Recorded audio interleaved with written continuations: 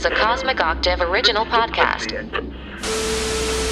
Me and Jake running down the street with a handful of comic books, kicking ass and banging chicks and drinking booze No, not and me. smoking Not weed. me. I'm married. Yeah, well, I'm married. Jake. Can't do that. Yeah. Off panel, off topic with Jake and Tyler. What up, my guys? I was like, what's the weird? Because I did what? It's your boy last week.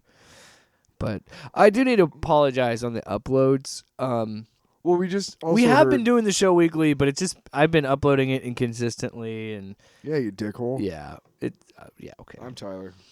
45 seconds before you cursed at me. I didn't curse. Dickhole is not a curse word. Fuck is a curse word. All right, well, 54 seconds then. Why don't we get sponsored? That's a big one right there, my man. Wait, isn't it 30 seconds First of all, and then on YouTube or time something? out, rewind. What? It doesn't matter. It doesn't matter. Nobody's gonna sponsor this show. I don't. At this point, I want to be as brash as possible and still speak freely as I can. Yeah, So, because as soon as you start getting sponsored, you start getting told what you're you on can the and leash can't of these say. corporate fucking vampires, man. I already got a job like that. No, I mean I'm not really, but obviously, I know I you- can't yeah. express my true opinions Yeah, of man. things on We're the air. We're the real at my pirate other radio. job. And coincidentally, we will always be buried in the algorithm. It's okay. That's okay. We already were, but then the AI bots gotten in control, and then they're Yeah. like, yeah. Oh, yeah. Oh, especially because how much we bash on all of these corporations, and we hate them. Yeah, well, capitalism is just the worst thing to ever happen when we to get to the humanity. books, oh, we're gonna tear. I'm gonna apart tear into that shit. I'm also wondering. I might have to start a Reddit thread, and I'm sure there is one. I hope so. There's About gotta be. boycotting Warner Brothers / DC for these stupid fucking dollar covers. I'm serious. There has to be, doesn't It's there? ridiculous. I can't be the only one who has an issue with this. Yeah, Did you see what I did there? yeah. An issue. Because comic book issues. Yeah. Thanks for following along. No. I got the Wonder Woman annual #1, absolute annual #1, with the extra cover and the annual, $7. $7 fucking goddamn fucking dollars. And no, it's not fucking worth $7 because it's one fucking story. One story. Oh, jeez. Slow it down. Sorry. We're not even 3 minutes in. Do you think there's a Reddit for that so I can get other people enraged? And why I'm sure. I can't be the only one who's pissed about this. Yeah. Who was like saying that I literally will be like, the next time I get a pull list, and if I cannot get a coverless fucking issue at the place that I go to, then I will either stop going there or I just won't buy those issues. You're going to have to find another way to get your absolute Wonder Woman and Batman, dude, and Superman.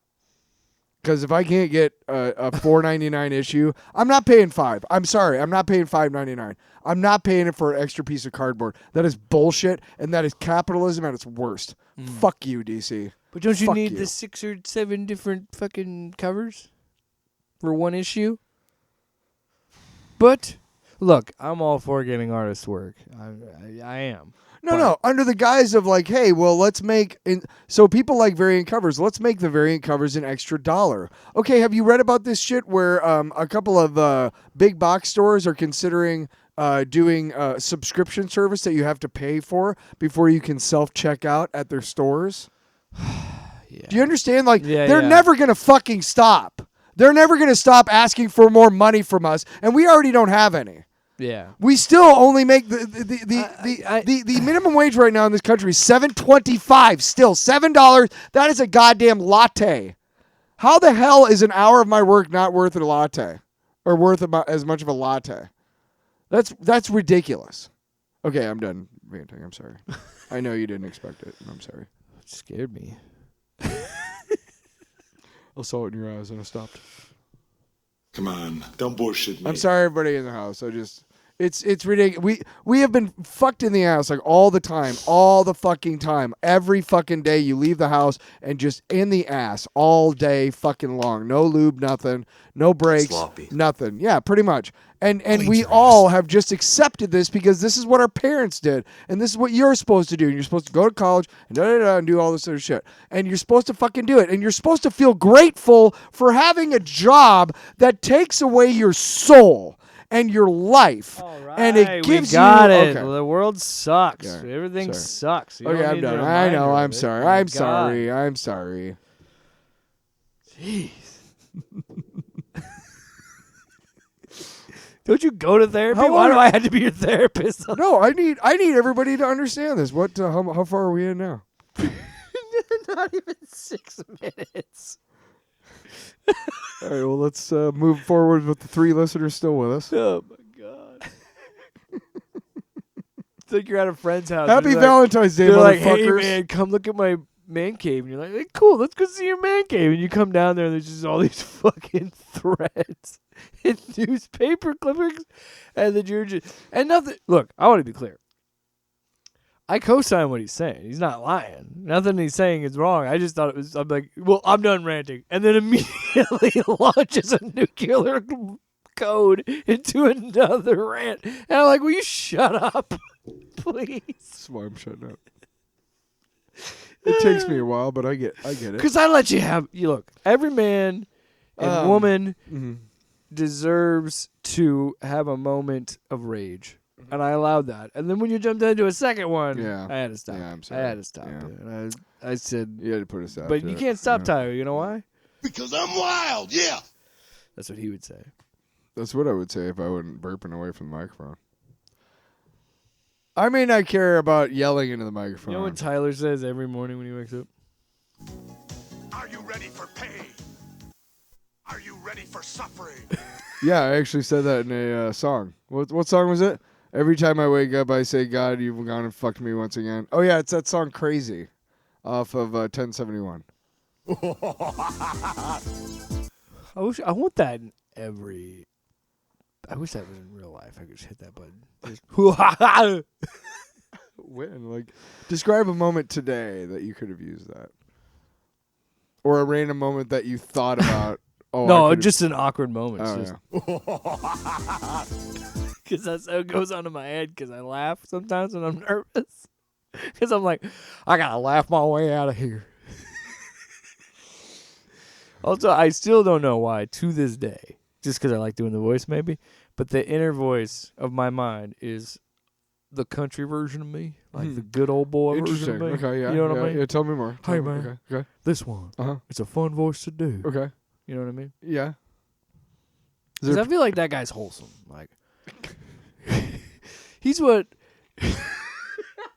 It's like Captain America, you know. He's like he's the ideal, you know, the good guy. So let's talk about the voices American. in our heads.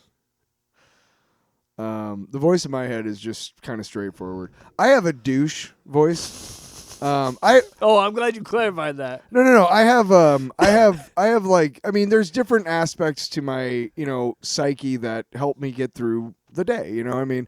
And, there's what my therapist calls your protector parts, And one of my protector parts is this giant douchebag guy with like a backwards hat and like, let's go, man. Yeah, let's drink some Mountain Dew and go snowboard. Like he's a douche, right? He's just a douche. And that's one aspect that the purpose that aspect of my personality serves is to keep me young and Spry. a little bit young and kind of wacky, I guess. But I hear music. Like currently, I cannot get that DTMF, that beat out of my head. What's in my head right now? What's generally in my head is my own music or Golden by Huntrix. I fucking love that song, dude. My wife loves that song. I fucking love that song. It's so good. K-pop. Dude, I tell you, I think hey. You're gonna get hit with a copyright because that was so good. They're like, wow, they played the song. Can we? You shut the fuck up. I'm on a. I'll eat your ass. Oh, so keep going is what you're saying? If you want that to happen, I'm going to. Long. Thank God.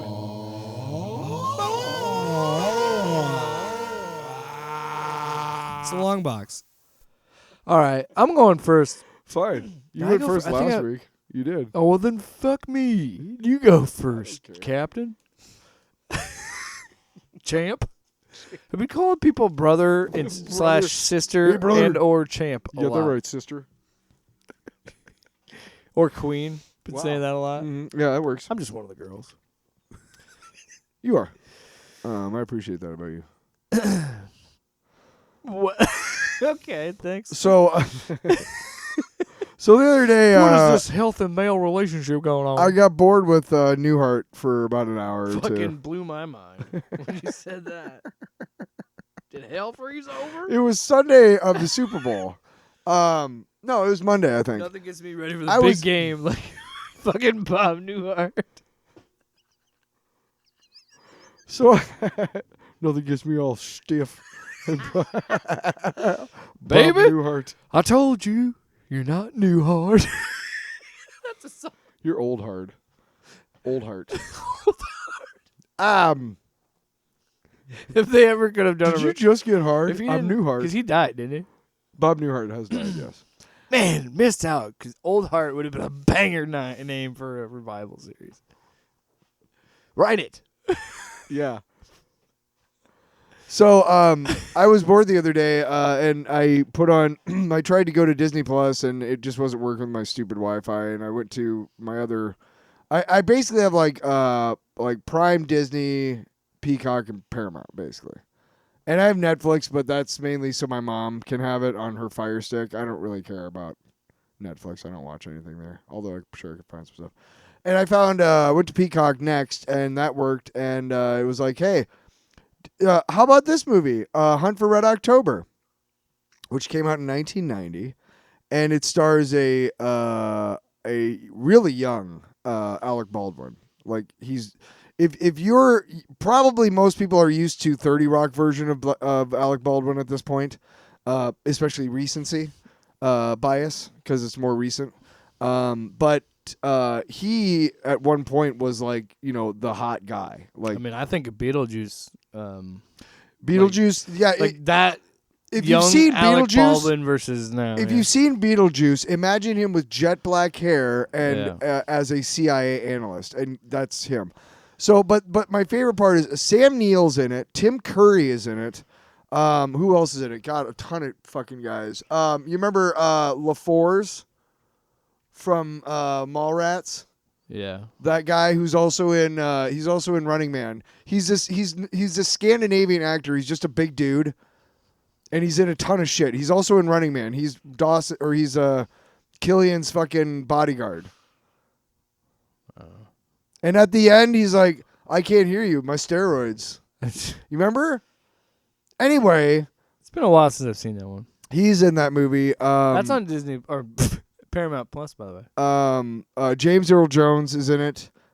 Scott Glenn, just a shitload. Curtis. Fuck, I can't remember his name now. But just a shitload of really good actors and stuff. Just kind of starting out in some cases. But the best part is Sean Connery, and I read this a while back, and I hadn't seen the movie since then. But I read this on crack.com. I used to read that website a lot. And there was this thing called like a Pictofacts. Yeah. And they would have like different themes. And one of them was like the worst accents in movie history.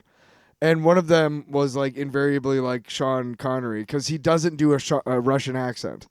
He just does his own accent, and it's supposed to be Russian. Everybody else in the boat is either European, Eastern European, or is Russian by naturalization, and doesn't have to really work that hard to do a Russian accent.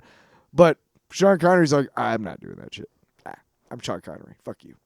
Give me a wig because he was bald at the time. Give me a hairpiece, and I'm gonna talk like this. I'm Sean Connery. I'm Captain Marco Reyes, and I'm from Russia. I once I'm was from the James depths. Bond. You remember that? Hey, is this your long box? Yes.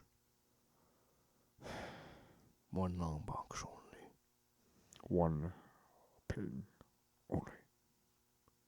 But Sean Connery, I read this a long time ago, and it was like the worst accents, and one of them was this Russian expert or anybody who speaks Russian watched the movie, and they were like, yeah, he's not. And they dug deeper, and somebody on set basically said, hey, yeah, when they were doing a take, they'd be like, okay, well, he's got the script, and everybody else would speak their perfect Russian, and he would speak gibberish, and McTiernan would be like, hey, that's not the script, and he would just look at him and go, yeah, I'm not doing that. And everybody else in the fucking scene invariably would be like, I'm cool with that. It's Sean Connery, man. I was trying to see if there's a clip of him in the movie. I'll bet you if you do YouTube, just go Sean Connery Red October. I'll bet you there's a thing. Yeah, because I have to see. I have to. But it's great because he's awesome. It's fucking Sean fucking Connery, dude. Okay, Yeah. he's great. Do you have anything? I'm pulling it up.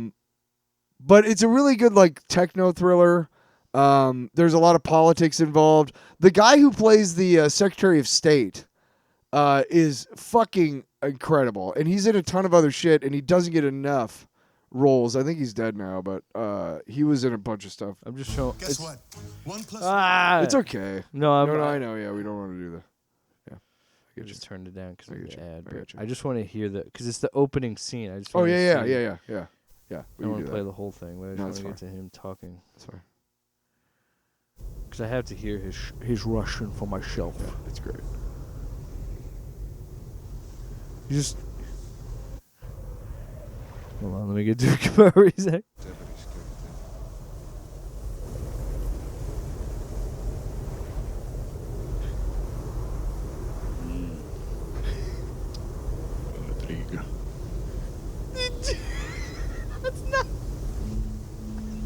Cold.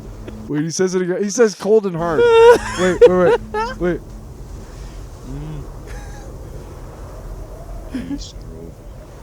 And hard. Like somebody like who spoke Russian watched that and they were like, he's not even saying a fucking word. Like, Lips aren't even moving. no, my favorite part is his first line is Buschlager. It probably said something and he was like, no, I'm not saying. And like, look, You thought about you it? heard? Yeah, he's like, no. You've heard about like Marlon Brando on the set of Apocalypse Now, right? One of the greatest actors of all time, okay, arguably. Also one of the nuttiest and wackiest, just whack job. What's the one movie where he's in a fuckface. Speedo? And there's a pistol. You know what I'm talking about? So anyway, as I was saying, Marlon Brando on the set of God. You just add the. If you were like furthering the point, maybe, but you're just so. Anyway, no, you're fine. I love you, bro. Marlon Brando and Speedo. That's something I never wanted to No, see. Sean Connery's in a Speedo. I don't know. So. God. Jesus. Maybe a Bond movie. So. Yeah, I'm almost done. Okay. So anyway. But Brando on the set of Apocalypse Now, he showed up and he was like, I didn't learn any of my lines. And they're like, so what's going on? And he's like, I'm just going to do monologues. You film me and then you use that to make your fucking movie. And he was like, what? And he was like, yeah. And he was like, well, I guess, okay. Cue cards. So if you ever see Apocalypse Now, that whole sequence with him at the end, if you can find it on YouTube, is watch. You can do the entire take where he literally goes, I'm gonna talk. You just start recording, and then I'll blah blah. And it's just him rambling. And Coppola had to fucking cut that up somehow and make it make sense with fucking Martin Sheen's part. And it's just nuts, right? But it works. It fucking works for the movie. The movie is a fucking tiger, man, right? And this movie is not like that, but it is the same kind of like, I'm Sean Connery. I don't have to do shit. You know, like I didn't audition for this role. It was given to me. I've gotten to a point in my career where I don't audition. Roles are offered to me. Okay, I don't go out and seek roles. They're offered to me. And you guys said, hey, well, you would make a great Marco Ramius. And I said, I agree. And then you're all like, oh, we need you to speak Russian. And I was all like, I don't think so. I don't think you know, but you guys came to me. If you don't like the way I do it, then you guys can go and get fucking somebody else or whatever. And that is why, as much as I hate that guys like that are running our world right now and that they're fucking child-killing cannibals, not like Sean Connery, but that kind of attitude about things, like I don't have to do, you know, I hate that. But on a lesser scale, like Sean Connery, where nobody's getting murdered or eaten, I kind of like when people are like, oh, I'm not going to do that. No, I'm gonna not speak Russian. Also, again, it is a really good movie, and considering it was done before CGI was really largely used, they had to build a lot of those subs from scratch to like the outer hulls to like do a lot of like. There's a whole sequence where they get the entire crew of the Red October out onto its deck to get them evacuated. Like that had to be built. Yeah. So, you know, I mean, hats off. Back when they used practical effects. They kind of had to. They didn't really have a choice, yeah. So, but it's really neat, and I enjoyed it. And again, if you have a chance, it's a good movie, and yeah. Excuse me. I'm done. Okay. Love you. So yeah, I have been playing Assassin's Creed because I haven't played a single player game where I just really dove in and like a open world kind of game in a while. I mean, yeah, I've been excuse me, I've been playing Baldur's Gate, but I've been doing that. It's still been co-op because I've been playing with my wife. Like I haven't just had a game that just I've been soloing. What's Baldur's Gate? It's an RPG. It's like D&D. Okay. I was like, well, I was just trying to think of a single player game, and then a friend of mine had mentioned Valhalla, Assassin's Creed Valhalla. So I was like, okay. It was on sale for like $20 or whatever, so I picked that up in the DLC, and I just kind of been playing through it. So like some of the gripes that I've had with because the Assassin's Creed series, so when it originally was coming out, those very first games, I was in high school. So I had played through Assassin's Creed 2. I didn't play any of the spin-off sequels from Assassin's Creed 2. And then I played Assassin's Creed 3. And then after that, I didn't play Black Flag or any of the other games after that. And then I hopped back in when I found Odyssey on sale, which is in ancient Greece. And I'm a sucker for ancient Greece and stuff like that. So I was like, yeah, I'll try it. I'll play that. I enjoyed it, but there was a part where I just gave up, where I was like, there's just too much here, and I'm never going to finish this. And I just stopped playing it. Because I do think that game... Fucking quitter. Well, that game had a grind issue, and I definitely think this game has it grind too. Issue? Where you just... Well... Oh. You know what I mean? Where they intentionally gate your progress so you'll... Oh, yeah, of course. Buy shit to cheat. Of course. And, yeah. But I never do that. And like, no, I don't either. Yeah, but... No, especially because, one, this game is made... But there are rich motherfuckers out there who will buy all that shit, and you have to play against those fuckers to even get anywhere, and you can't because they bought all the... Anyway. Here. You need 2, and I have 2. See? What was I doing? What was I saying? Sorry. You complain about me interrupting you. This is revenge. No bullshit. But so, well, one, yeah, this game came out 5 years ago, so I already bought it on sale, and it came out 5 years ago, and fuck Ubisoft. So there's fuck them. I don't give a shit. Fuck you guys. And by the way, they don't care either piece of because they fucking shit. got my money. Yeah, but yeah, that's how I can justify it. I was like, yeah, if I buy their game, I'm never buying their games at full price because they said even though you buy your games, you don't really own them. So I'm like, well, then I'll pirate your games, or I just won't play them, which is usually what I do. I don't pirate games. I'm kidding. I just won't play your because I don't have a PC. Yeah, we can't. I only play on PS5. So I was like, well, either I won't play them, or if I do ever play them, I'm going to play them on sale. So that's what I did. I am enjoying. The problem is, I think the game, my issues with Odyssey are kind of similar to what I have with this one, where it's a fun game. I am enjoying myself, but it has its flaws, just like everything, right? But its flaws can be real annoying at times. I think there's sometimes the game, like, I think the game does a good enough job telling you things, but there's so many elements to this game I just don't feel like are explained that I just kind of stumble upon and kind of just like, oh, well, this would have been useful to know earlier. I could have done this or whatever. But overall, I'm enjoying it. I love the fact that it's because this one is set in, obviously with the title, you could guess it's set in the Norse era. But it's your story is you're leaving Norway into going in. It's the Vikings that left Norway and went into England. So a lot of the gameplay, a lot of the loop is you're going out in the open world and just doing things. You have a main storyline and you have these arcs that go along, and there's these multiple storylines you're dealing with. But it really is. It's so much different. It's such a it's so. Do you fight any dragons?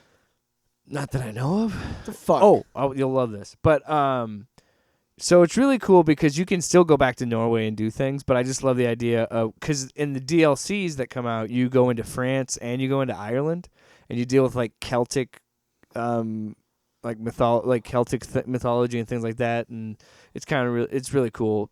I haven't played it yet, but I've seen like. Oh well, all right. Let me talk about something I don't even know anything about. No, I'm saying I've seen the gameplay and stuff of it, and it looks kind of interesting. No, but most of the gameplay loop is being a Viking. It's really just a Viking RPG because you're just pillaging. Like, the whole thing is, like, one of the core loops is you need to build up your settlement. Yeah. Because you move your people from Norway into England because your adoptive brother, who is a prince in this kingdom, was denied kingdomship, and it was given to this ally that helped him in this war, and or this blood feud that they were having. And so you guys move into England to establish your own identity, right? But while you're doing that, the whole loop is you need to build up your settlement. And by building up your settlement and building stores with merchants and all this other stuff, you have to pillage. And so you're just going on what they call raids. Mm-hmm. And I am having way too much fun being a Viking because it is undeniably fun because, one, you hop on the boat, you go, and like, if you go for a while, you can just essentially do like a fast travel option where you just hold a button and it says just follow the river and take me to my destination, you know? But while it goes, they sing. Like your crew, you go sing me a song and your crew sings with you. And it's that, and then you hit a button and it just says raid and you hop on the shore. And before you do it, you go with like a big fucking war horn. And you guys all just raid this place, burn it down, take all their shit. And morally, well, that's real nice. Morally, it's fucked, but gameplay-wise, it's fun. But what I loved about it too, because I bought this like berserker pack, so I got this specific armor. Would you like to make some fuck berserker? Did he just say make fuck? Hey, can I? You interrupted me now, man. Yeah, for the first time in like 5 minutes. So I have like this berserker armor. I'll let you get a couple of thoughts out before and I just shit all over it's like here. a bear head on it and stuff, and you can literally wear a bear helmet if you want, like a full-on fur. So do you know about the berserkers, like the real story? No, but can I just finish this so Sure. I just wrap this up? But I did notice that there's also options to customize your ship to look like the bear, and so I changed it to have a bear head on the ends of them of the ship, and then I noticed all their shields had fucking bear claws on them. I'm like, I'm such a sucker for this because I love it. Well, and then the sails have like a it's a special berserker sail, and yeah, it's the little details like that I love. Special berserker sail. But then I got some new armor. Doesn't matter. Did you know? Oh, but the best part, to wrap it all up, you can play on it. Like, Asgard is like a full section. So, like, you go in this hut, you talk to this lady, you drink this potion, and you have these, like, dreams, essentially, and you, like, are essentially living out memories of one of the Aesir gods. And so there's actually a sequence where you have a fight with frost giants on the Rainbow Bridge. That's pretty cool. Yeah. Berserkers would literally, like, they'd whip themselves into a frenzy, into a murderous, violent frenzy, and they would cover themselves with feces and blood. These real Yeah. people? Okay. The Vikings had berserkers, Oh. and they would scare the shit out of everybody because they would just Sounds run into horrifying. battle. Covered in shit and rage. No, blood and shit And rage. completely naked. What? What?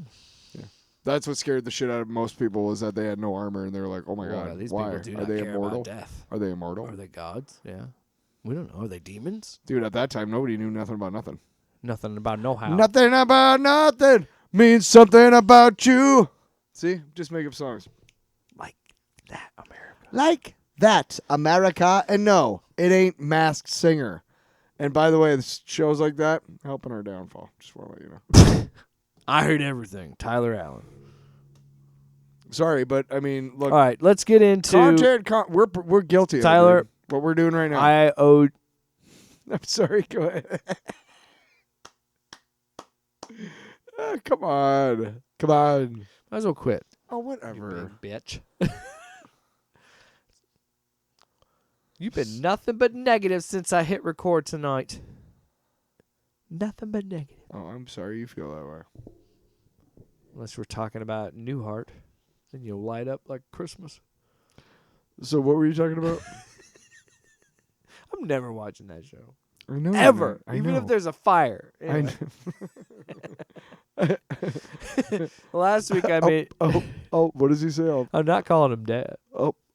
Well, he better not get my face. I'll I'll drop that motherfucker. I'll drop that motherfucker. Brandon! So what I was saying was America is like, no, I'm kidding. It was Box of chocolates. Wonder Man is what I promised. You completely fucking derailed me. How did I derail you? You just went off No, on how awful of a human being I am. No. I just had to sit here and take it. Yeah. So Wonder Man, I finished it. Watched all 8 episodes. And, Great. We can officially talk about the whole thing. I liked it. So where do you want to start? I mean, I enjoyed it. It was a great slice of life story. Well, first of all, how did you like the Great Lakes Avengers reference? Nice.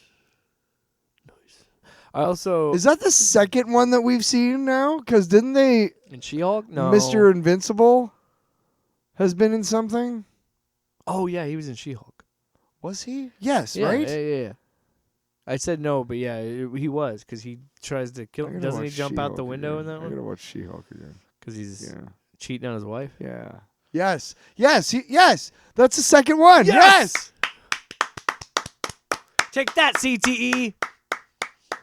Because Damn. I did have a few concussions. Wow. Football, Sorry, man. Football, man. But yeah. So first things first is Let's talk about.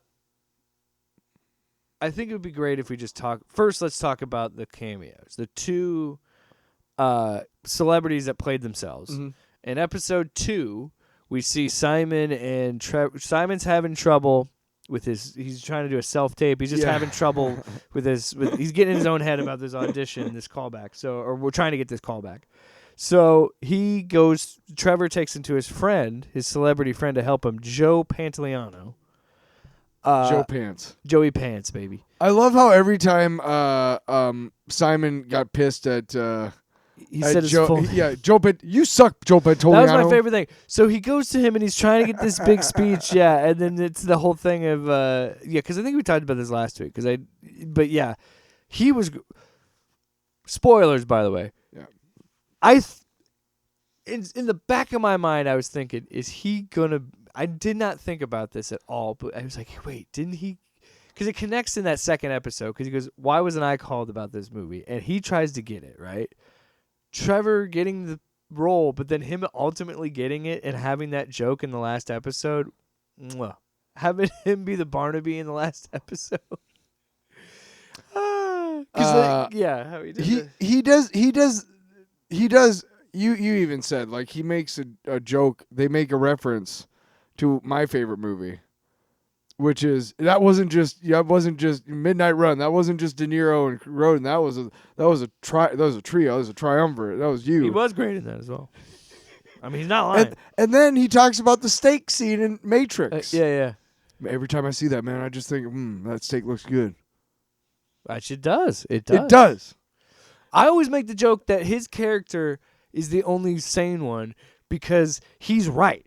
If I know that this world is the Matrix, just like this world that they're talking about in the movie, because this world has to be the Matrix, right? Right. Because we've got to be in the worst time. Yeah. But what he was saying makes a lot of sense. Because I'm like, fucking put me back in then. If this slop is my food. No, would it really surprise you that we're like the 10th iteration of this shit, and we're we're finally the iteration of humanity that is accepting of what's happening?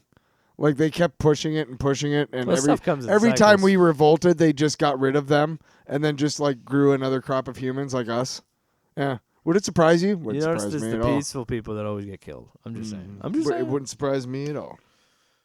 But Throughout yeah, history, the peaceful activists are the ones that die. But Joey Pants was great. The Doorman episode was great. The Doorman episode, we should talk the about. episode where they go to the drug dealer's house because the kid has the GoPro of him is hilarious.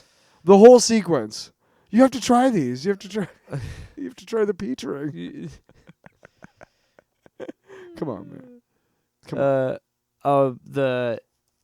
Well, that sequence is crazy too, because the whole cop show and then him getting the call back. I just love that whole. Well, it's sequence. the cops and then the other people. Yeah, the damage control dudes. Yeah. Yeah. So the Doorman episode is a weird one because the end of episode 3, Simon finally shows his power. He's having an argument with his brother, and he unleashes his powers in the kitchen. So Trevor finally sees it firsthand. Yeah. And he's like, nobody else has seen that outside of my family. Mm-hmm. And he mentions the Doorman, and then we lead into the very next episode is black and white, and a bottleneck episode in a way, but it isn't because it does add to the narrative. So, in the very first episode, when he signs up for the Wonder Man auditions, he hands him a sheet and says, "Here's your Doorman waiver." Oh, I don't. So okay, yeah. I didn't either. If you go back and watch it, I think I knew. I did catch it when they did it in the first episode because I was like, okay, because I knew from reading about it that that he couldn't have powers being an actor. Right. I knew that was part of the story, so I think that's why I noticed it. And I was hoping, I was like, oh, I hope it's the Great Lakes Avenger douchebag. Yeah. And of course it was. Well, not really. But anyway, no, the whole thing was interesting because we don't really. It's kind of left open how he got his powers, but essentially, is this dude who was working this club that sometimes Josh Gad shows up to, which is an amazing cameo. He's just fantastic in this because he's such. I love it. I will always love when an actor plays themselves and is a total douche. I will always think that's funny and always enjoy that. Because hey, He's look, really good. because look, they don't take themselves that seriously. Good on them. And then him doing the Olaf fucking rap thing. Oh It's summer. I was just dying. I didn't even know that was an actual song. Ding dong. So yeah, we find out that he gets these powers from this goop in the trash, and he can essentially his body's a doorway. Yeah, it's a portal. So he saves everybody, including Josh. There's Gad a club from the on fire, yeah. and everybody goes through him, which is weird. He's like, go through me, and he's just like, do I just do it? What? Yeah. Because the best part is he Gad tries to be heroic, and this fucking part the seas of people to get to him, and then he just stops while they're still burning alive. He's just like, do I just go like just right? Because again, in his defense, I don't know how I would walk through. Say, walk through me, dude. Because I feel like I'm just gonna run into you. What the fuck you? And then he does it. Yeah. Then everybody gets saved, and then Josh Gad gives him a role in his movie Cash Grab, where there's a whole plot device. Of it's an Ocean's 13 type of shit, and they use him as the doorway of taking the money out, and he becomes a celebrity. They keep trying to figure out how to do the big twist in the writing room, right? And he goes, "I got an idea." He's like, "Hey, how about my bodyguard?" Because it's a big story. Because he likes to use him because he can get him saved away. all those people. He can get him away from paparazzi. Apparently, they can. Mario Lopez. Entertain. I love how he was used as the exposition. It was Entertainment Tonight. That's fucking funny to me too. But he shows that he has these powers, but they don't fully, and I don't mind this because I like that.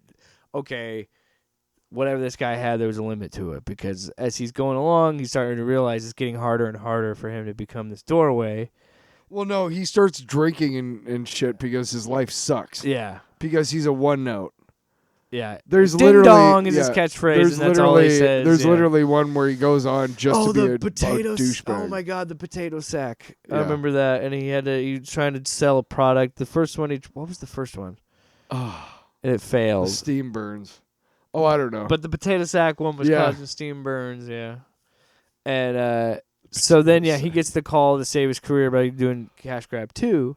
And he's drinking heavily. And while filming, he is hungover, and he fucking is trying to. Josh Gad's big. It's the big sequence. They're throwing the money bags through him, and then the whole thing where he fucking gets. So Josh Gad's trapped in this doorman dimension. We never find out. We don't know where he is. We never find out where he's at. Nobody knows. The guy. He pukes. So Well, the guy himself doesn't even know where. Yeah, he doesn't know where this shit understand his own goes. powers. Yeah. So he has Why no would idea, and like everybody's just like, "Where is he?" And like nobody knows. Which is a thread that never gets answered, which is fine. I think Who knows? at some point maybe, but who cares? I mean, it's Yeah, funny. that's a crucial just plot never- point in Avengers Doomsday is fucking them finding Josh Gad. I can lead you guys out. Just call me Dr. Doom Jacob. killed Josh Gad. That's what we're doing this for. So, so then we go back to the story, and the audition episode is really good, because Simon keeps fucking up. He's trying so hard to like when he punches the one actor through the head, and scared the shit out me too. But then I realized, but then of course it's a dream sequence. Yeah. But yeah, it was just like, oh my god. Yeah.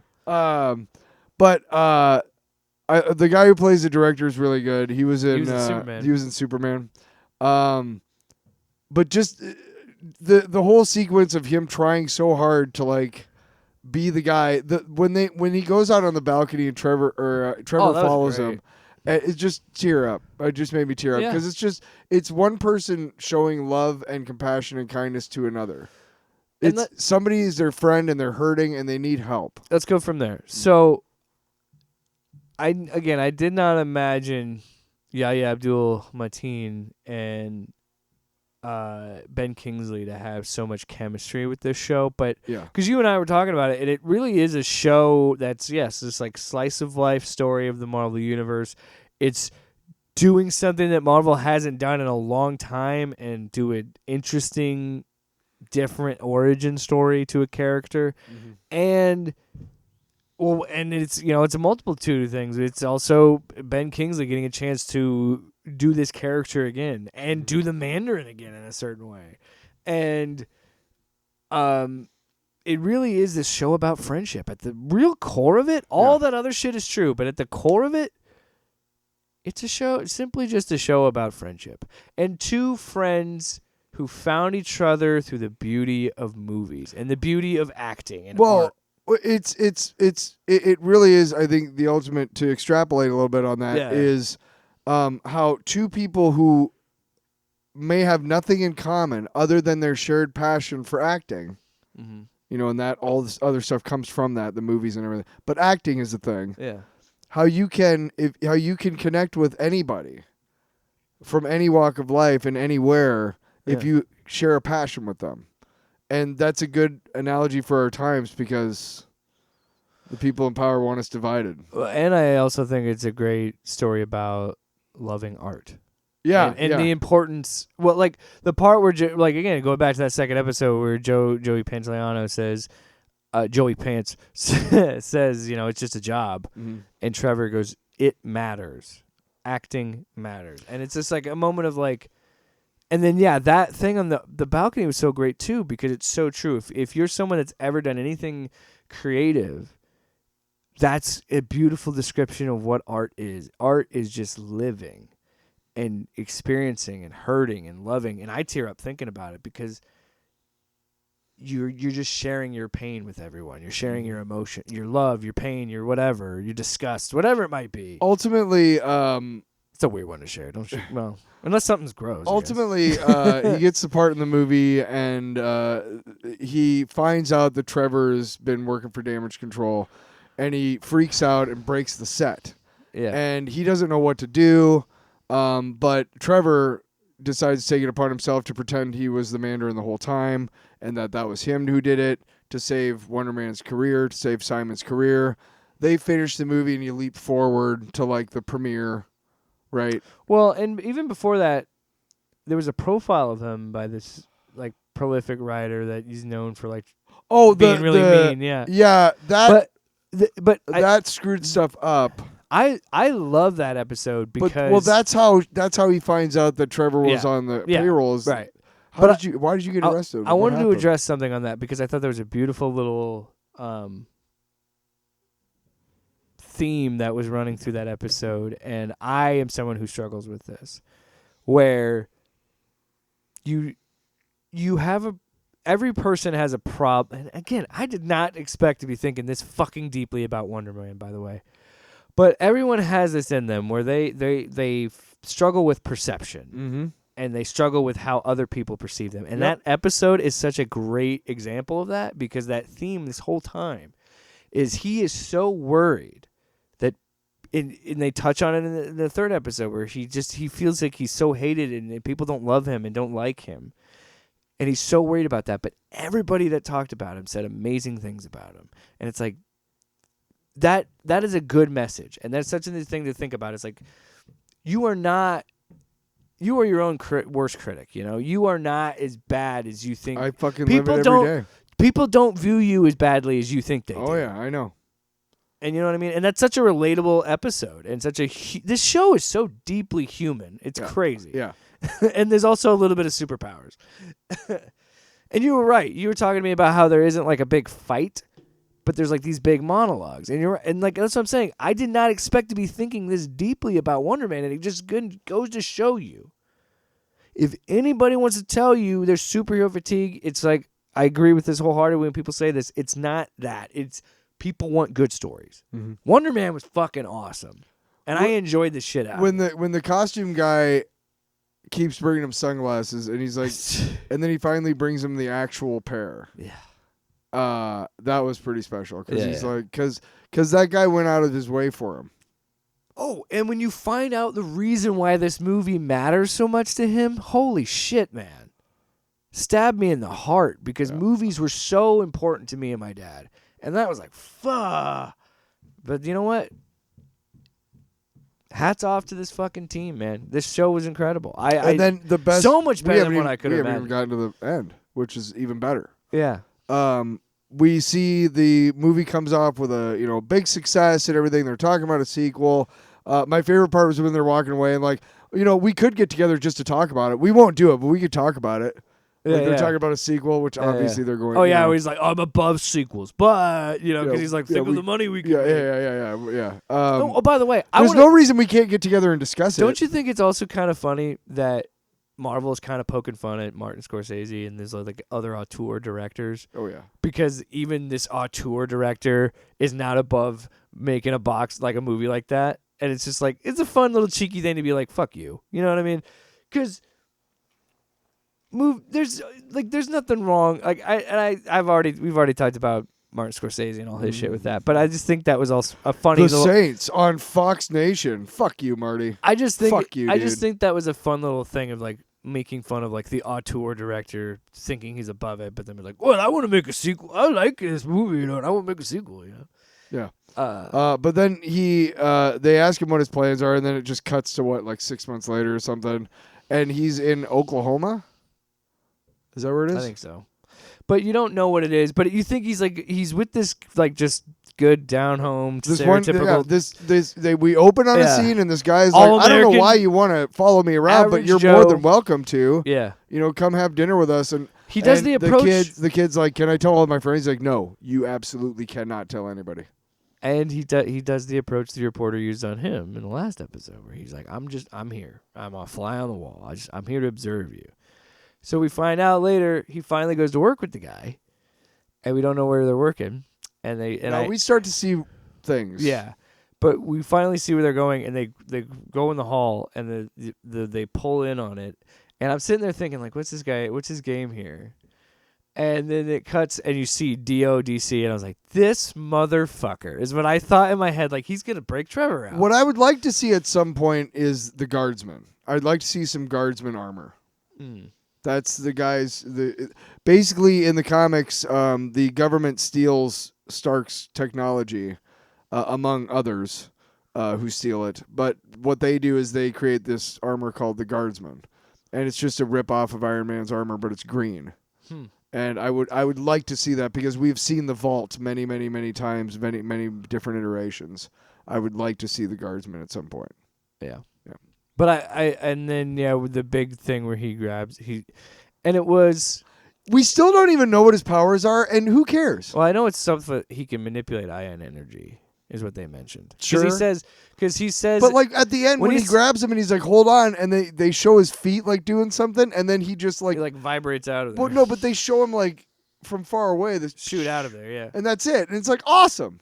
Because the guy who is in damage control, that main guy, he says in one of the episodes, if he truly has the ability to manipulate iron energy, he's extremely dangerous. So they think it's the whole iron. Yeah. So to reiterate, Wonder Man in the comics does not manipulate ion energy. He's made of ion, but we understand that Marvel has to do different things, which... I mean, they changed fucking Miss Marvel, so when they changed... They changed Miss Marvel, and then in the dumbest way. No, but I don't mind that so much. I do mind that they changed it so that she wouldn't be confused with Mr. Fantastic, and then you just fucking completely botched it in the movie. Didn't even... Hey, here's him stretching out his arm a couple times.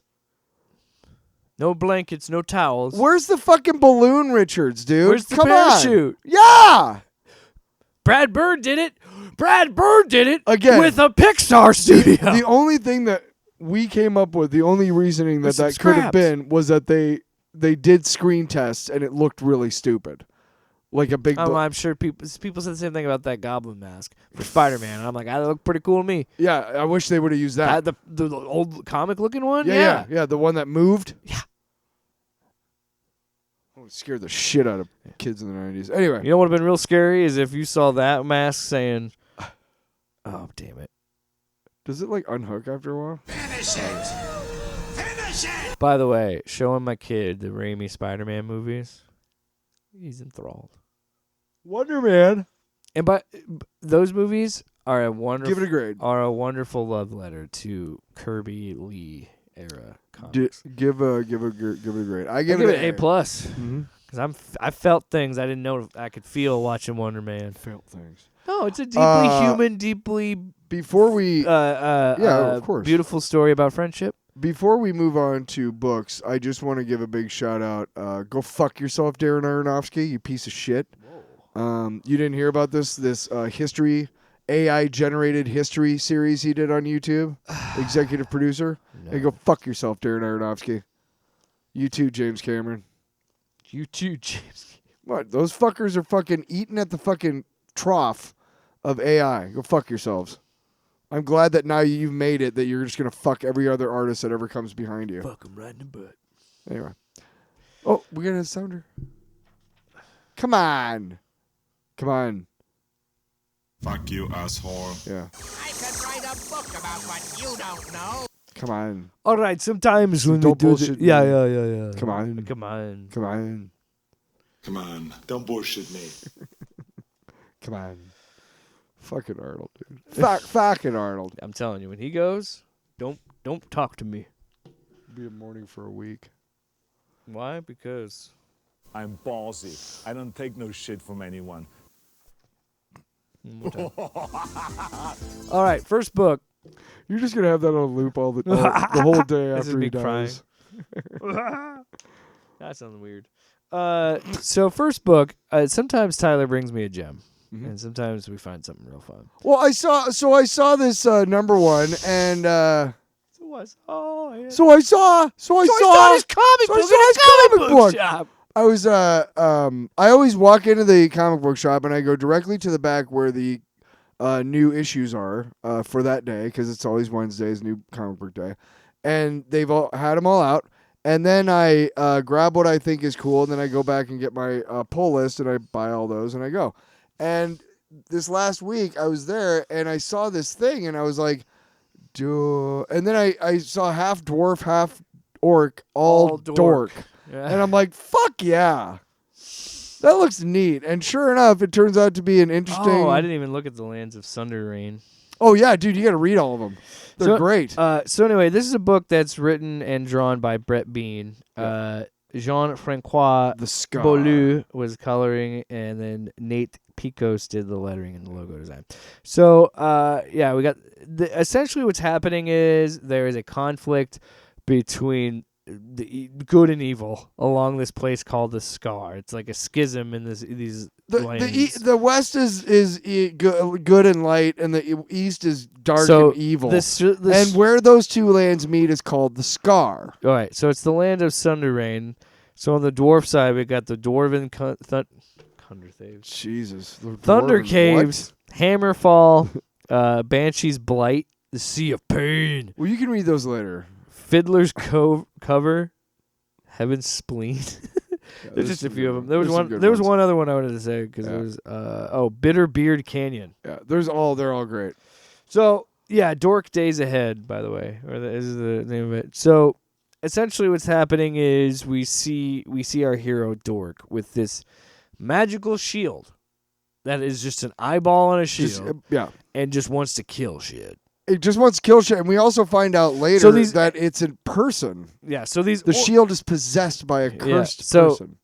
This starts with these orcs eating a unicorn, and they're playing with his severed head, and the dork is trying to just chill and just he's trying to stay hidden. And the shield says, "Fuck it, we kill him." Yeah. So then the shield goes, "Creature of the dark and beings of light, leave the Scar before you're all doomed." Yeah.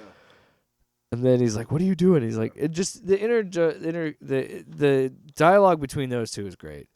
But then he's like, "Shut up!" And then he lands, and then he's like, "They're all like, it's the dork, it's the prophecy." I want to talk about the enemy and the names that make me laugh. What was the frog one? Oh, that's lazy. Oh. Yeah, he's like, Frizzard, you're a frog wizard, so your name is Frizzard. That's just lazy. Yeah, it's like, but your name's Dork. Yeah. So, like, they kill the Dork, so then the shield is like, violence, and just starts helping him murder these things. He's slinging that shit like Captain America. Mm-hmm. And he's like, leave the meat so he can eat something. Yeah. And then he goes to a bar. Everybody's fighting, Oh, the fucking chicken bit was great too, where they're like, "Get back to the kitchen, chicken," because he's trying to break up a fight. Yeah, and he accidentally kills the chicken. So they breaks into a brawl, and then Dork kills everybody, and then he accidentally kills. He goes into his orc rage and kills chicken, or does he? That's the best part, is that it's a chicken with his head cut off, literally. Yeah. But the ghost head, there's so much about this book that I like. There's so much about it. There's it's just the right level of puns and silly humor. Yes, it's not corny, and it's not... And it's still adult. Like, it's still violent and gory. Yeah. But it's also very funny. It's clever in such a way that it's not winking at you. My favorite part of the book is when they... So the issue ends essentially with everybody going after the dork. Right? But the beauty of it is he does it panels side by side of the light and dark realm, and they're literally the same fucking thing. Yeah, it's the same guy almost. The dialogue is even the same, because one's panel will be the light side saying it, and the dark side will say it. Obviously not the same guy, but the same... The dialogue is he finishes the other guy's sentence. Well, and I love flip that. sides of the same coin. And then they both have them side by side, and they pick their champion, Gollum Spear, the dwarf, and Olivine, the dark golem. Yeah. And then, they're both coming after the dork. So I think I'm going to read this. Hey, I enjoyed that. Here, let me see that real quick. It's a fun book. See, and that's what I'm saying. That's the beauty of comic books. You can have very serious, deep books, and then you can have really fun stuff like that. So, big fan. I give it an A. That's his... Yeah, Brett Bean. Just his head with a bunch of blood. Yeah. Like, you got to love that shit. Oh, the back of it's my favorite, too, because it's just the shield with the eyeball. Here, put that in the thing.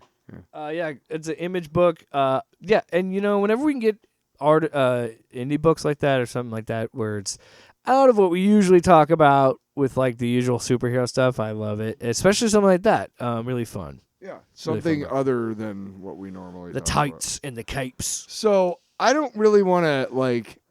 No, I'm not gonna break this one down. Yeah, but let's talk about it either way. Well, first things first. When I got there last week, somebody was talking about it, boss battle, and I'm like, oh, what? And they were telling me about it. I'm like, oh, okay, that's neat.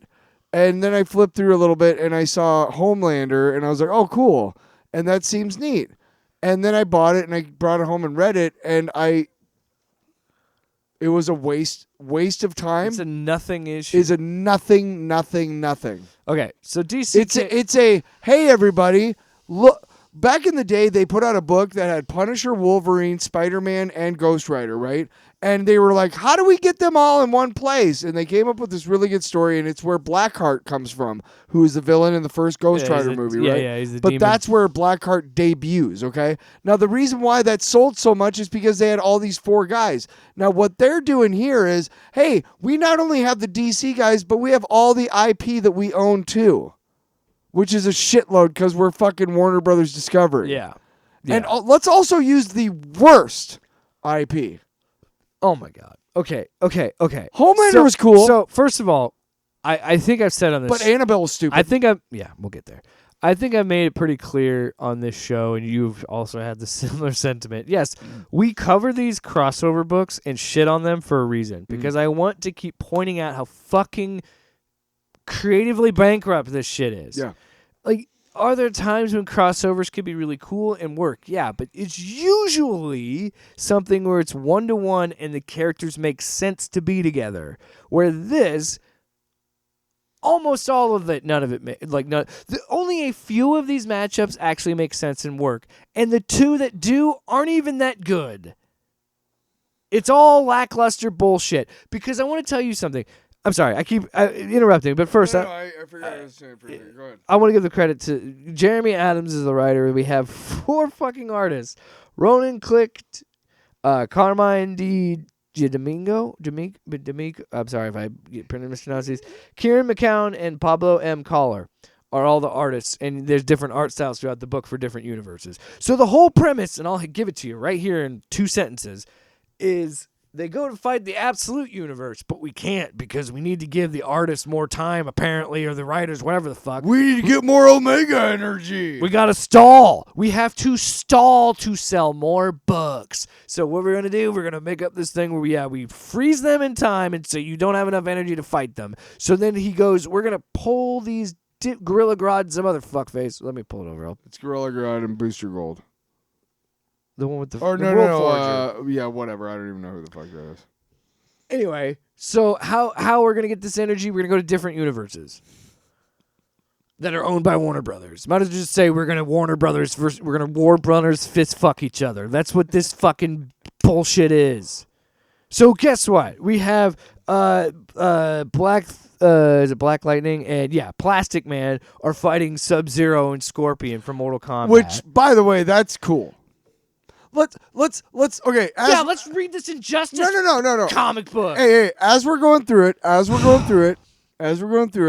let's rate whether this was worth checking out or not. I think that first one. Yeah, if we're gonna rate it right now. No, not the whole thing. Just that first one is Plastic Man and Black Lightning with who? It's Scorpion and Sub-Zero. Well, first it's just Sub-Zero, then Scorpion. Whatever, but that's the matchup, right? Okay, because it's Mortal Kombat. You have to have this too. I kind of like that. That's interesting because it's Mortal Kombat. Okay, next one. The only one. What's the next one? I would argue the best one and the one that makes the most sense is Wonder Woman fighting Red Sonja. Yes, makes perfect sense. Which actually sucks.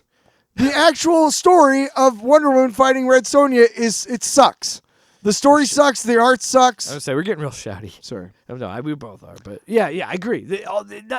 Again, so even though the two fights that make the most sense, Superman and Homelander and Wonder Woman and Red Sonja aren't even that good. They're terrible. Annabelle does nothing. I don't know why she's in this. Why is Sabrina the teenage witch in this fucking book? Yeah, with Star Sapphire? What?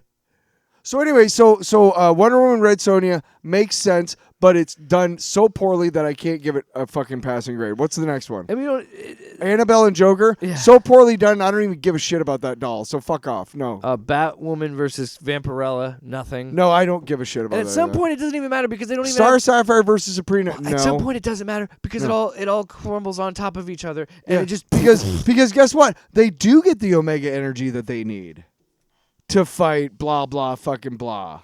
Oh, dude, I can't wait for you to pee on this, man. If I get back here next weekend and you've urinated on this DCKO number 4, I won't be like, hey, man, don't piss all over You my know what? comics. By the way, I want to say I'll say that's a fair. I'm taking a victory lap. I'm taking a victory lap because, and you should too. And we both took a victory lap with the Age of Revelation. Yes. Because again, none of this shit matters. No.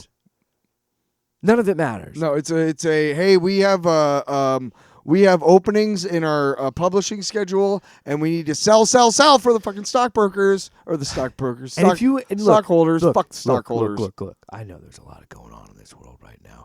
So that's all I'm saying. Alex Jones. I'm just saying, folks. It's not a You lot. got really like there's a lot going Look, on. I know there's a lot of bad stuff happening right now. But I guarantee you, Marvel, DC, you know how much you would make if you guys would stop doing this shit? $1 million, bitch. That's a lot of money. Yeah. That's a lot of Yeah. money. My point is, Your father doesn't make that much money. Go ahead, sorry. Your point is. it's 7 figures. Your point is. What I'm trying to get at is like, if you guys would just, there wasn't even a definitive winner in any of these fights, No. which again shows you how That's not the point. Because the point is that they have to fight. It's a It doesn't sparring matter match. who It's a sparring wins. match. Yes, it doesn't matter who wins as long as they create enough Omega energy from those fights that the World Forger can. And What? they even Time out. I hate this is. They even have a moment where he can't control their Omega energy, and Grodd has to help him. Remember that part? Yes, of course. Because why We would gotta have drama. we gotta have the same story beat in every goddamn comic book? I was reading it and I was like, I want to pee on this. This is such bullshit. So stupid. I just and and I then know there's a bear from What- a video my- game I don't know. here's what I was trying to like. I get look. There's what I was trying to say, folks. There's a lot of shit going on in this world, right? I just want my comics to be good a little bit, and not because it's this same dude. They have been doing this shit ever since fucking Secret Wars. Once the minute Marvel learned we could cross over all our characters, Yep. that's what started all this shit. And it's sad in the year of our Lord 2026, we're still doing this same shit because why have it where you had to pick a side on your property when you could just fly out of the scene and you don't have to worry about it? It's like, who are you serving? This fanboy shit, it just that like what audience is there for that? Like and can we take the multiverse and shove it up our own asses and never touch it again? Can we just stop? I am sick of multiverse shit. I am so sick and tired of mashing these fucking action figures together and not having a story worth serving it. You know what I mean? You know what we have to do? Is we have to wrestle in AI, okay? And then no, give me a second here. And then make it do what we want. And what that is you take all of the fucking books that you want to be a part of your continuity and you feed that to the AI. and it makes a timeline. And you have no. Give me a second. Yeah, you can create a timeline, but that's not the point.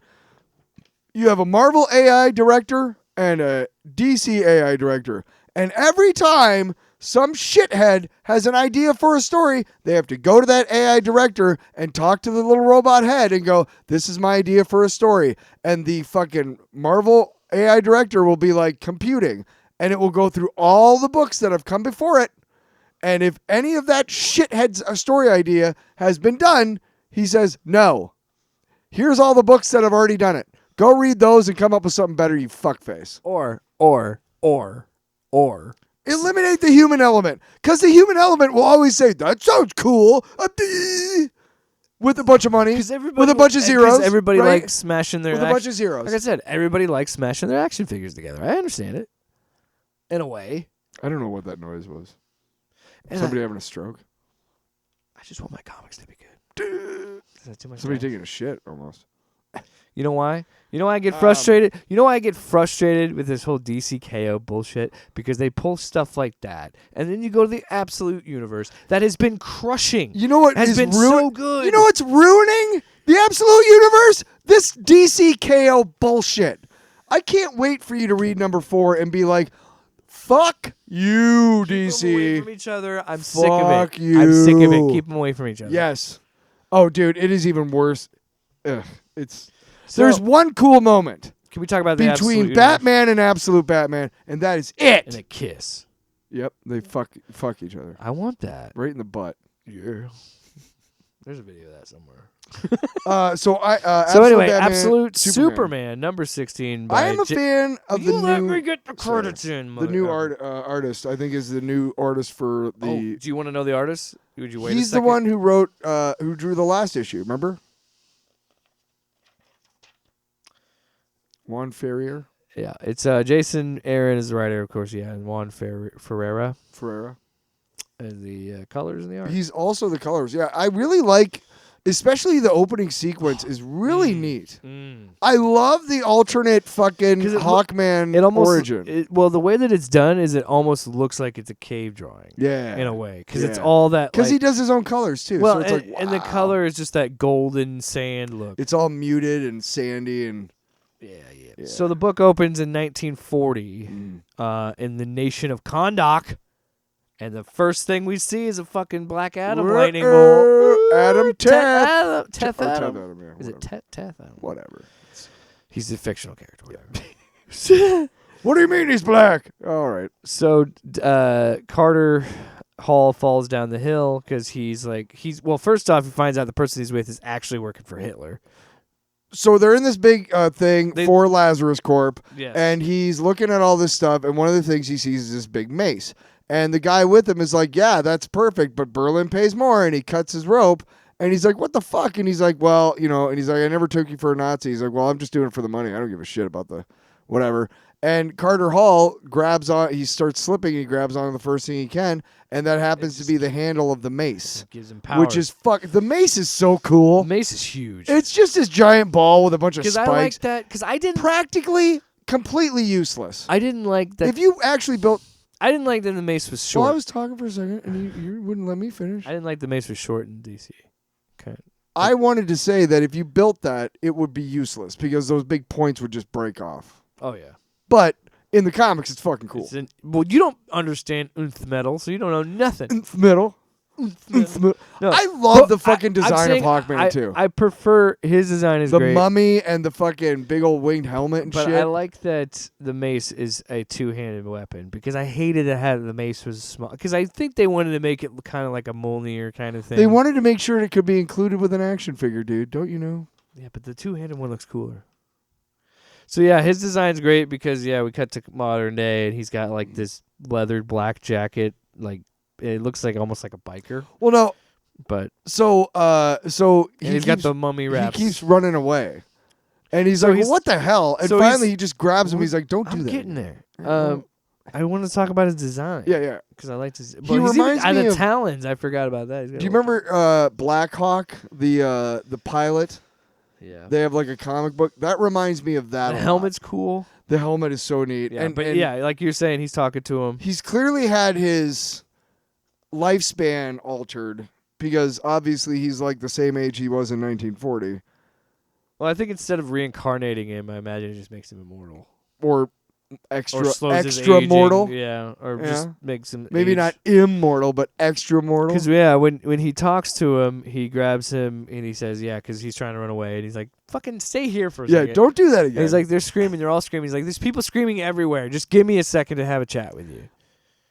And we'll obviously we'll get to his story, but before we do, I am a fan. I might not totally agree with Hawkman's advice to Superman, but I understand it. Anyway, so he's like, "Don't go and stop doing that." He's like, "You're not from Earth," and he's like, "No, it's the suit." it's from He Thanagar. explains, and It's he doesn't really explain how much he knows about Thanagar, but he does allude to the fact that he's never seen a Thanagarian. Oh.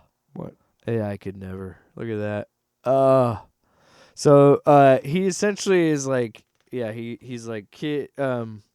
He goes, "I'm Dr. Carter Hall, archaeologist, retired, but back during the war when I was flying around busting Nazi skulls, they called me the Hawkman." Fuck yeah! And that's when the wraps unravel and he doesn't look like he's aged. And then it's the suit that's alien made of something called nth metal. And then he goes, the kid. oh. Oh yeah, I was just saying, let's take a walk. And his idea of him taking a walk is The peacemakers, meanwhile, shoot this box and it infects this dude. yeah, It's important, asshole. it's a Brainiac thing. Anyway, so they're talking, and he's telling him about Iron Monroe. Because I don't know if we should be breaking down. I don't know. And he's telling him about Iron we don't need to break Monroe down the and whole Ollie Queen and who else does he say? Oh, here we Dr. go. Fate. A bunch of you showed up. Yeah. He goes, I wasn't okay. Despite what everybody seems to think these days, freaking out like you're the second coming. You ain't the first man who could fly. Neither was I. I wasn't either, and I've been at this a long time. And then he says, let's see here. A bunch of you showed up at once. You're telling me that's some kind of coincidence? The big bat out east, the witch in the west, some runaway from Project Olympus, whatever the hell that landed on Evergreen. So, yeah, it's just Yeah, the we don't know either because But I do, yeah, but yeah. fuck Green Lantern. But, yeah, you mentioned that too. Iron Monroe, Wesley Dodds, Dr. Fate, Oliver Queen, they're all dead, apparently, in this universe. Well, he asked him, like, Or do you could know? they be? Do you know? Read the thing. He asked Do him, you like, know them? like, no, because I was in space. No, because they're dead. Yeah. Or because they were stupid. Yeah. Could also mean, he doesn't say dead, so it could also mean there's a secret JSA. No, he says, right, you're right. But no, you're right. Hawkman could have, but the point is Hawkman is trying to tell him, like, hey, you need to do all this shit in secret. And Superman is saying, like, no. And Hawkman's like, if you make me come out here to talk to you and you disregard what I'm telling you, we're going to have a fucking problem.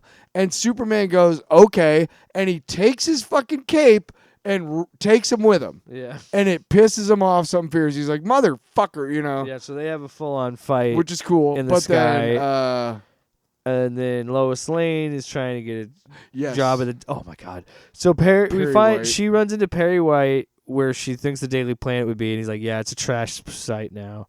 And he goes, they get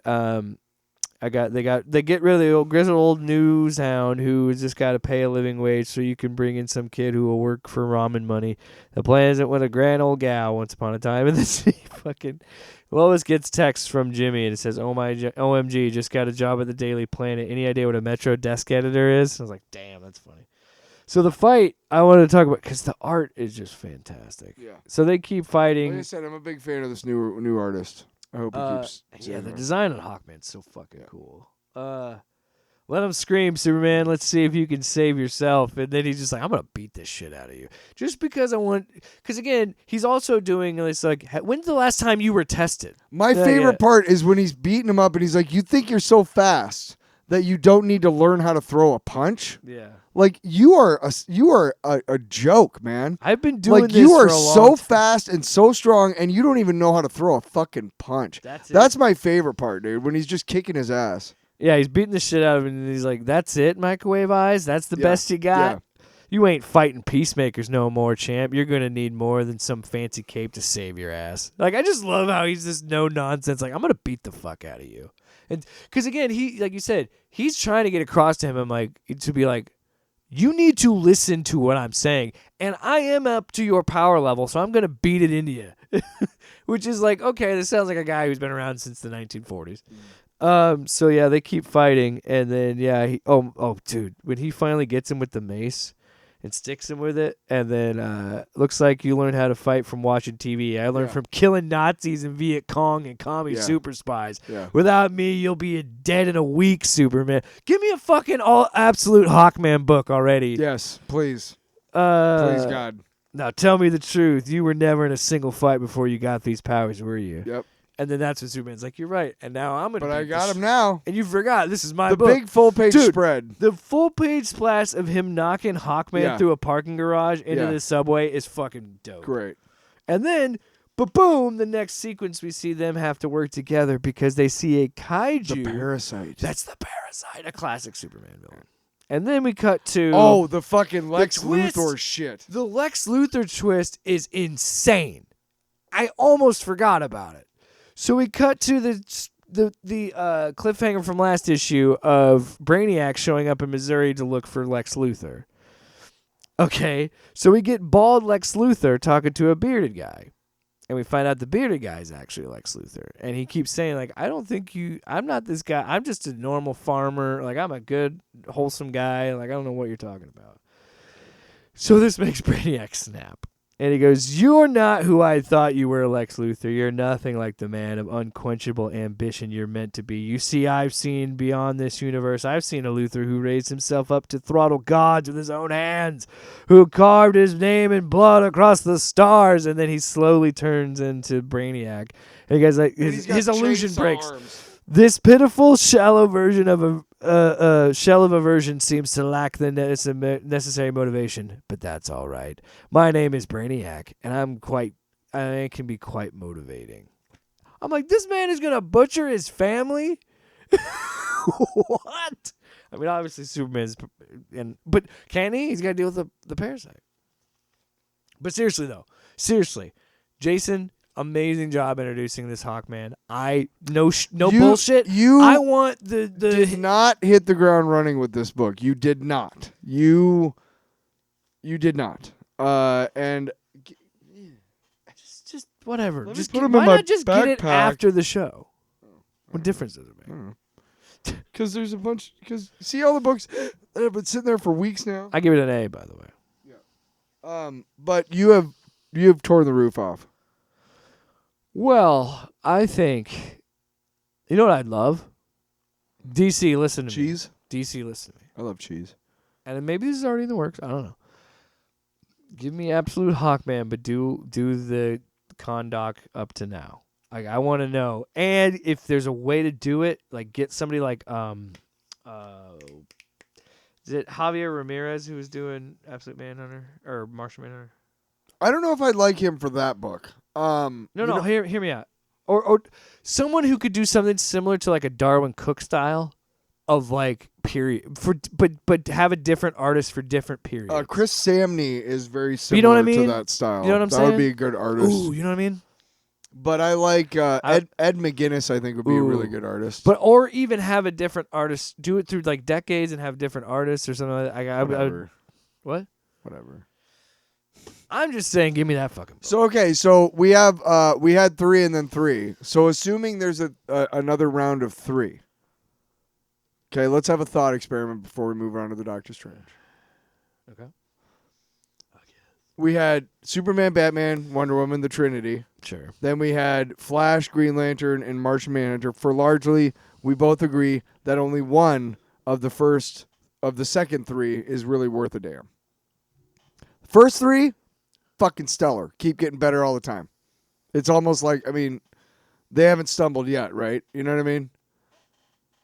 But the other 3, Martian Manhunter, I'm kind of still going along because I know it's a finite book. I know it's a 12-issue thing.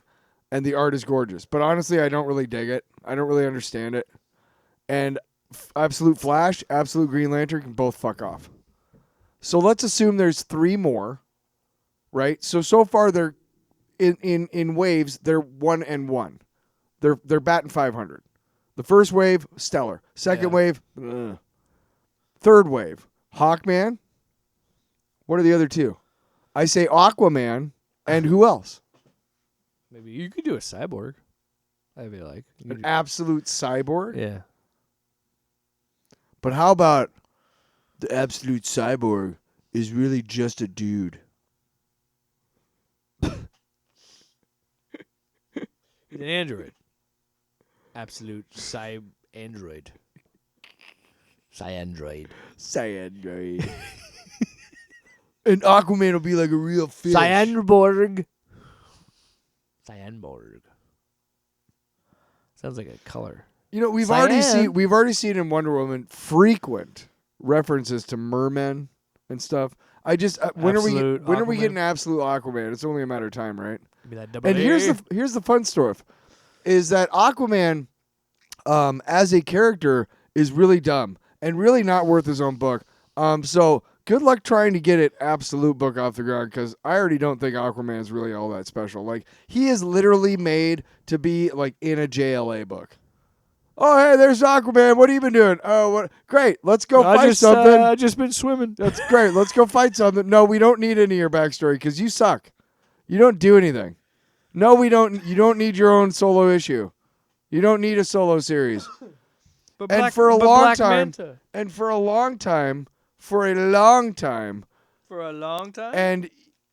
even a little bit now because I'm not quite sold on it, but it's decent. Doctor Strange was like that. Just could not sustain his own book. Yeah. But I saw that he has been. I saw this last week. I didn't buy it. I know you said you. X-Force? I know you said you wanted to maybe check it out, but I was like, no, I don't want to spend any more money on this crap. I did buy Cyclops, but I didn't bring it. Crap. So right now, Doctor Strange is the Sorcerer Supreme of Asgard because Doctor Doom took the Sorcerer Supreme of Earth.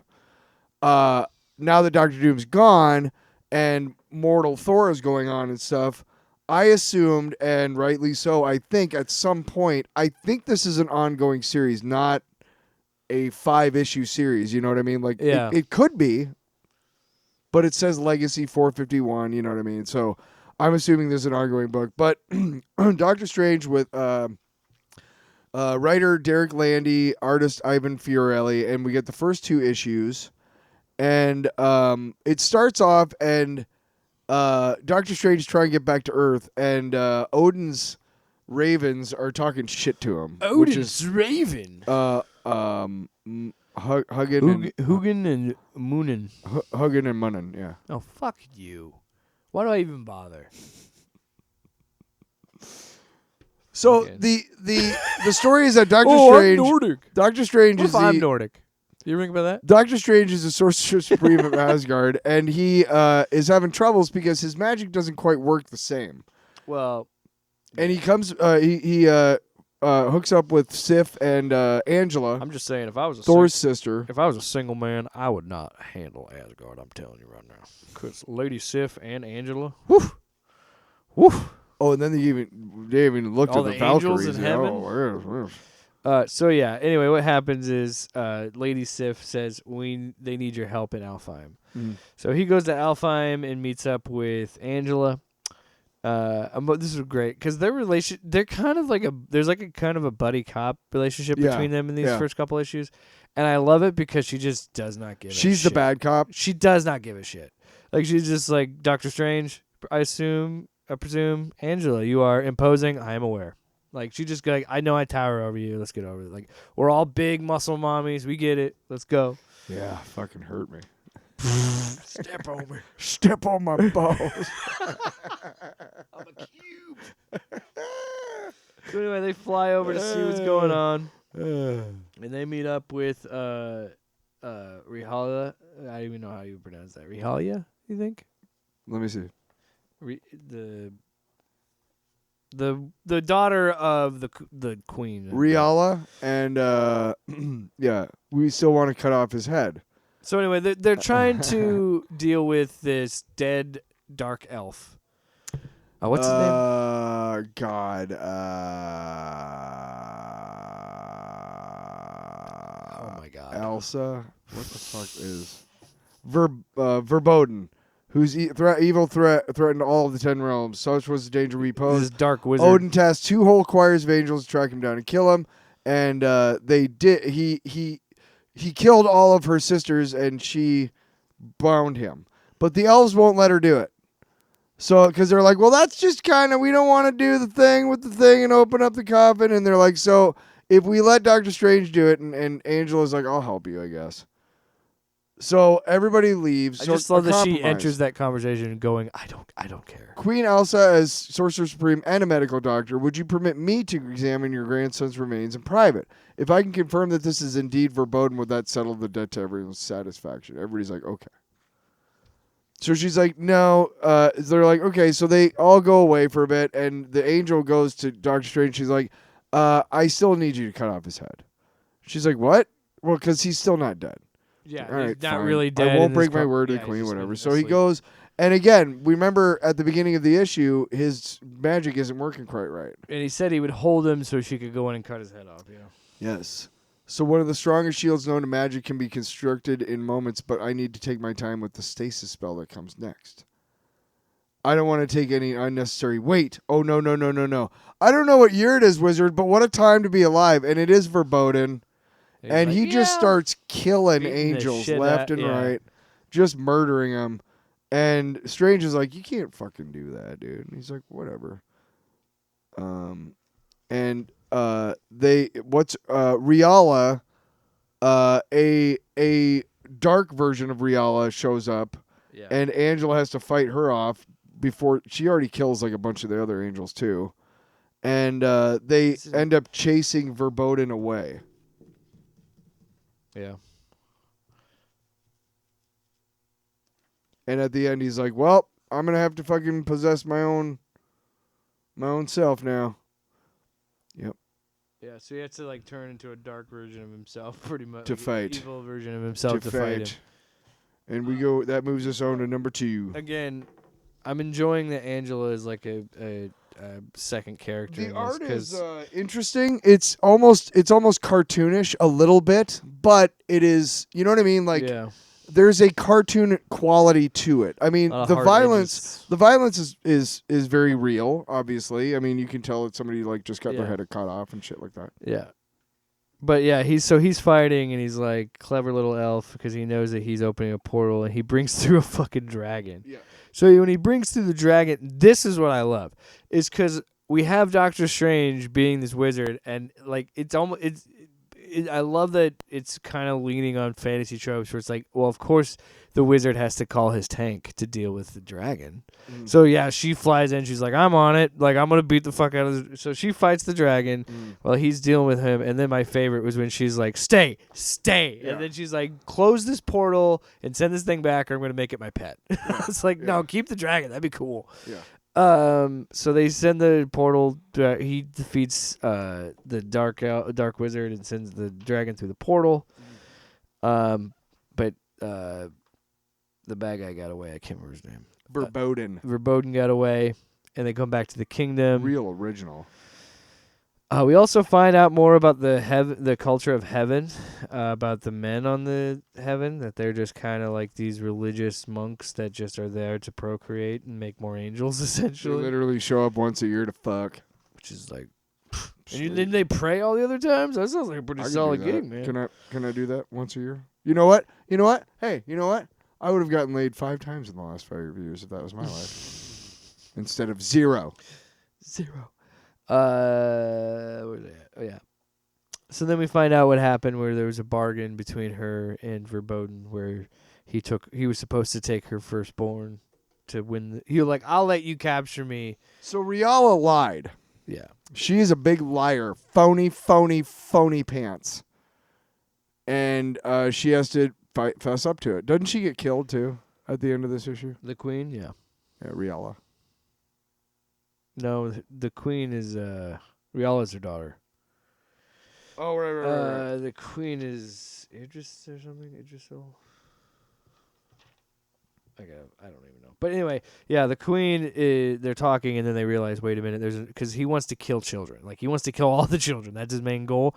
And they realize, how could they kill children now? And they're like, oh shit! So they run back to all the men that are there, the anchorites, which that's a funny name.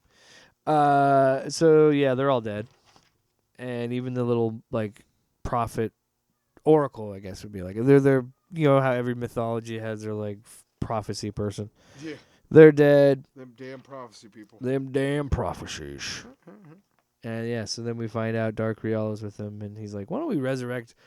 Verboten's like, "Why don't we resurrect my mom and kill her again for fun?" And that's how the issue ends. So I don't know where this series is going. So far, we have 2 issues of this stuff with this Verboten. Yeah. To be really honest, if I find out that it's like a 5-issue series, that wouldn't surprise me. Yeah, and what's going on in Marvel right now is that the Armageddon stuff is coming this summer, which who knows what the fuck is that all about? Everybody's recovering from Doom being the Doom. So like, there's the X-Men stuff that's dealing with the Revelation shit, but then there's like, yeah, the X-Men are in Alaska now after the fall of Krakoa. I don't know why. Oh yeah, no, I bought Cyclops #1 today. Okay. Let me just start by saying that you have a guy like Thor, or Captain America or Iron Man, and they have their own books in their own right, and eventually you're like, it would be really cool if we have these 3 or 4 characters together as a team. And then what you do is you go, okay, we have this team book, which doesn't necessarily have any continuity with their solo book. And that's how you do that. You never take a team book and then try and split off solo books like Wolverine or Rogue or Cyclops or Magic or Colossus or Kitty Pryde or Nightcrawler or Psylocke or let's keep going, right? Yeah. Beast. But, you can't do it. And I got to say this. While I didn't bring it with me because I haven't quite read it yet, I did enjoy reading it, and there are elements of it that I like. The fact remains is that you're still trying to have a solo adventure with a character who shows up every month in this team book. And that was where they were introduced, and that is where they should stay. Stop trying to give me a solo book. I see what you mean. I don't think every X-Men character deserves a book. But have you seen they had Deadpool and Rogue. Cyclops today? Rogue's got one. Magic's got one. Storm's got one. What are you doing? Well, I don't have that much by money. the way, what did you think of these 2 issues? By the way, just real quick. To finish up on Doctor Strange, I'll give it a solid B. It's not. I would say that as well. It's not blowing me away, but it's enjoyable. And again, I always have wanted to be like, cool, Doctor Strange has a good book. Because he's an interesting character. But then when you start reading his books, you're like, yeah, he kind of sucks. Yeah. But back to your other point. But overall, I give it a B. And I'm going to keep reading it because it's going to have something to do with Mortal Thor eventually. I agree. And I think it's a couple of things. I think that with like the Rogue and the Storms, I truly think Marvel is trying to capitalize on, because I think with Marvel Rivals, I think they're also trying to capitalize on X-Men 97 coming. That's going to be coming back this year. I don't know when, but it is coming back this year. Something else is coming out soon. Daredevil. March? The end of March, yeah. Yeah, which I can't wait for that. Hey, he's got the black suit. You see that? Oh, okay. Oh, fucking Jesus. With why do I wake up? The black suit with the giant red D's. Why do I torture with the myself? Giant double D's. And record this show with you every week. I love you. Because you hate it. I love you. You hate this show. You know what? I still watch it, which, unlike you, I love The Wire, and you refuse to watch it. You don't love The Wire? That guy, he died. That actor. Yeah, he did. A few years ago. No, recently. Yeah, like a few years ago. A few could be 3, could be 5, could be 6. No, I mean like a couple of days ago. He was dead before that, I thought. I'm not trying to be funny. I'm being serious. I'm not being funny. I'm not either. I'm not trying to. Okay, then shut up. Because I could have swore he died like a few years ago. I'm not trying to do a bit. I just could have swore. Are you looking it up? Are you trying to fact check me? Yeah, because all right, I want to be accurate, I guess, but you seem offended. I'm not trying to offend. I am angry at you. You are mad. Well, he does that. Thanks so much for listening. December 30th, 2025. Well, I apologize. About a month ago. He was also a frequent collaborator of Spike Lee. Clay Davis. Isaiah Whitlock Jr. was his name. Clay Davis was the character he played on The Wire. And another reason for you to watch The Wire. I don't know why I thought that guy passed away a few years ago. That's weird. Anyway. Jerk. I'm sorry. I said I was sorry. Now we know how you feel about great actors. Not at all. Well, in my defense, I didn't watch The Wire. Yeah. Well, don't you I never will. Don't you feel stupid now? Off panel, off topic with Jake and Tyler.